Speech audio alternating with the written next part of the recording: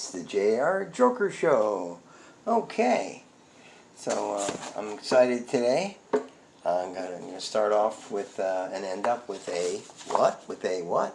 With a musical interlude. But before I do, does this ukulele make me look fat? What about like this?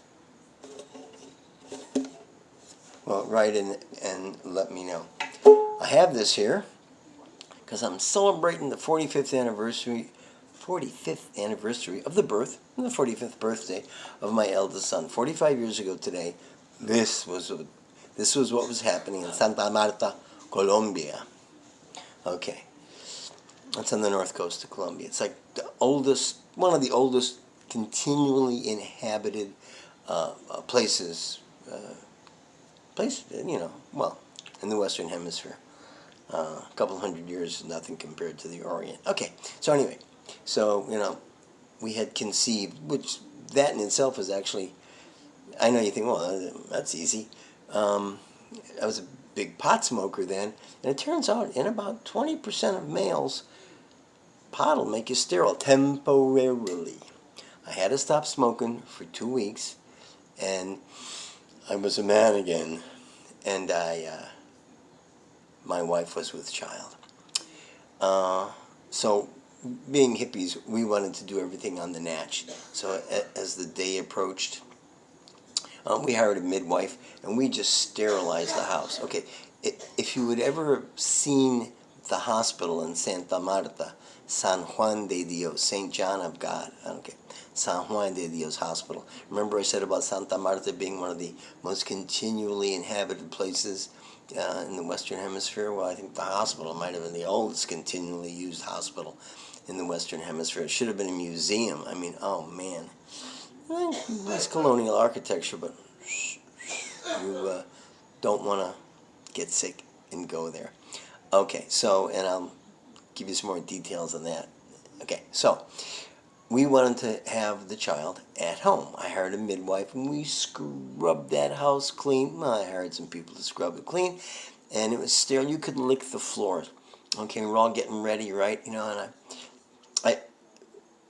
to match the sterility, I dressed all in white shoes, white socks, white pants, white belt, in preparation for the day. I would live in Miami Beach later on, white shirt, clean shaven, getting all set here. Rented a car just in case we had to go to a medical facility. Well, as evening approached on December the 1st, 1977, wasn't looking good. My wife had been in labor since November. Her water wouldn't break. I don't know how much you know about this, but that's something that has to happen in order for the kid to come out. All right, so it's not looking good. Not looking good. So we put Blanca in a Renault, I think. I don't know if do you know what a Renault is? It's the tiny little cars from France. Keyword there is tiny. And popular taxis on the coast. I don't know, they have a lot of small cars. They have to. Small means cheap, and, cars are expensive, big import duty.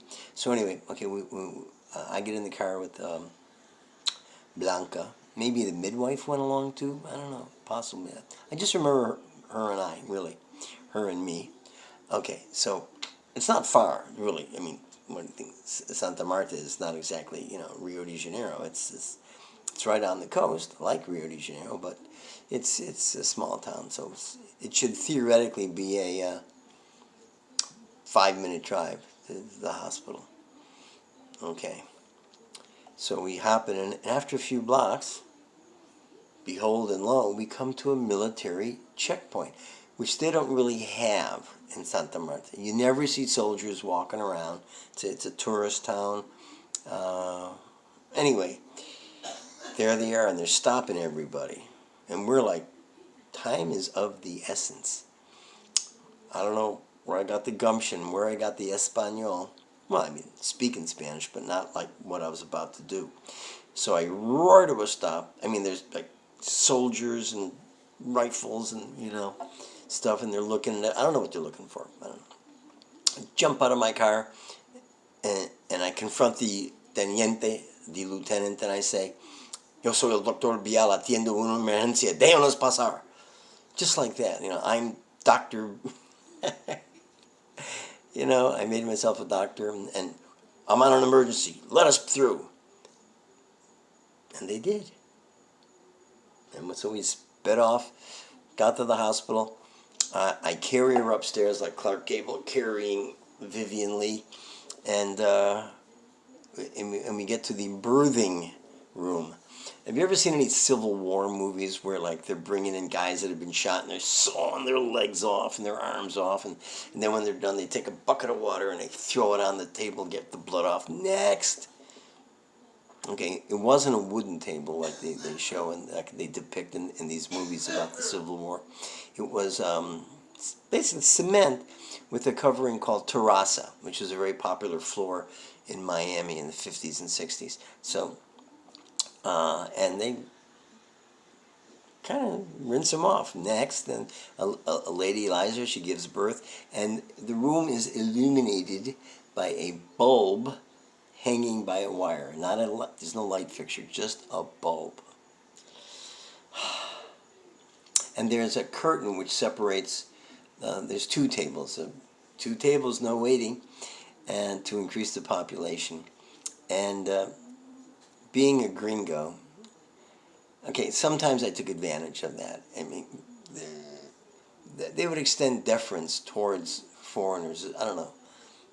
Some people resented Americans, and I can understand why. And but some just, I don't know, they felt inferior. That here's a guy with all his teeth, and I don't know what, but they just let us cut in line in a lot of places. I had this like disease on the back of my leg, and I still have a big mark from it. And I went to the skin clinic in Bogota years earlier when I lived in Bogota. And the line was like 3 blocks long, and they just let me right to the head of the line. I let them do it. I accepted it, So, be big, accept it, accept their largesse.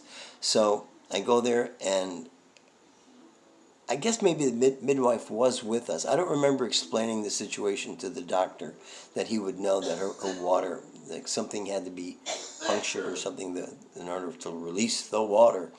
Okay, so the doctor comes out, and unlike me, he needs a shave. And he's got half of a broken pair of scissors. And he looks at me, and he sees that I'm just like, oh my God. And he's ashamed, the poor man. But he says, I know, he says in Spanish, I know what you must be feeling. I can assure you, though, despite its looks, this is sterile. And we can't wait anymore. I'm going to use this to do what I have to do to release your wife's water so your child can get out of there, because it's bad for both mother and child. Okay. And then I say to him, just as he does what he has to do with broken scissors, oh my God, I say, could we turn the light bulb off? By the way, this is about 8 o'clock at night. Can we turn the light bulb off? He says, what? I had just read some speculative, theoretical hippie stuff, hippie medicine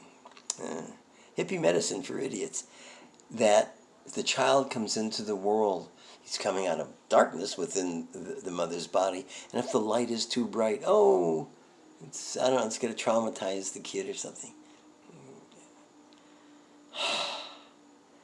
I explained that to him real as quickly as I could. So he just shrugged his shoulders and he unscrewed the light bulb a little bit.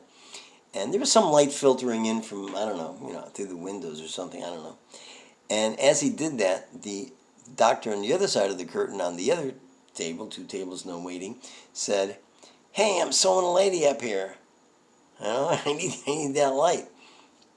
And then out came my son, and he turned the light bulb back on. Yeah, and he was okay.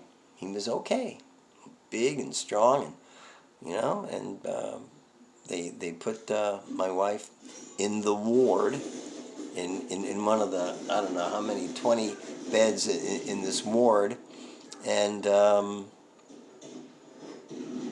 I just took a look at the ward and compared it to the sterile conditions at my home, and scooped her up, and again, like Clark Gable and Vivian Leigh, or what's that, Rhett Butler and Scarlett O'Hara, carried her down the long, wide flight of stairs to the car, drive her home, put her on the waterbed. We had a guest bedroom with a waterbed in it, and with the baby. We thought that was real natural too.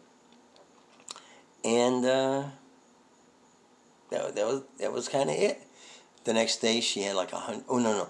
The next the next day we went to see King Kong, the Dino De Laurentiis King Kong, with Jeff Bridges as the hero and Jessica Lange, I think, in her first feature role in a movie. And by the time we got home, my wife, the disease that she had picked up in the ward at the hospital kicked in, and she had like 103 fever or something like that. But she got over it, and the kid was okay. We named him Alex. So Alex, happy birthday to you. Happy birthday to you. Happy birthday, dear Alex. Happy birthday to you and many more. So what do you think? Like this or like this? Adios.